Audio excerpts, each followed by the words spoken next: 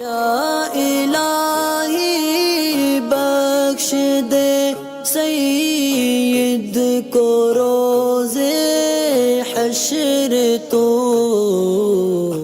عدنان بھائی ہیں، یہ ڈائناسور کے وجود کے بارے میں پوچھتے کہ ڈائناسور تھے یا نہیں تھے۔ ڈائناسور کے بارے میں اصل میں ڈائناسور تھے یا نہیں تھے اس بارے میں کوئی ایسا معاملہ نہیں ہے۔ پھر بھی اگر یہ کہ اگر کوئی شخص مانتا کہ ڈائناسور تھے تو اس کے وجود کا کوئی انکار کرنے کا کوئی ایسا شدید مسئلہ بھی نہیں ہے کہ اگر کوئی اس کو نہ مانے تو کوئی حرج نہیں۔ باقی ڈائناسور تھے اور ان کا وجود اب پایا نہیں جاتا، یعنی تھے لیکن ان کی ذات کا کوئی فی الحال جو ہے نا موجود نہیں ہے۔ لیکن جس طریقے سے ان کے کنکال وغیرہ ملتے ہیں یا اس کے اوپر ریسرچ وغیرہ ہوتی ہے، ان کی ہڈی وغیرہ ملتی ہے، تو معلوم چلتا ہے اس طریقے کی مخلوق زمین پہ تھی۔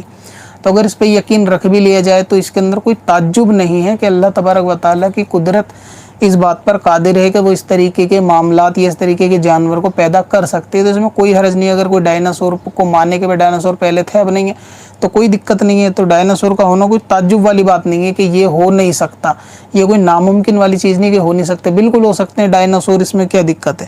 اللہ تبارک و تعالیٰ ہر طریقے کا جاندار کو پیدا کر سکتا ہے، بے جانوں کو جان دے سکتا ہے، تو اس لیے ڈائناسور کا ہونا یا ڈائناسور کا وجود ایسا کوئی معاملہ نہیں ہے۔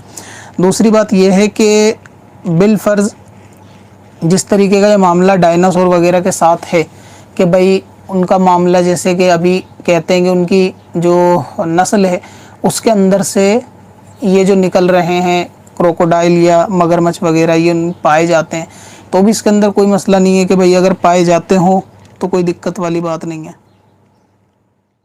کب سے اپنی خطاؤں کا شمارا جائے گا،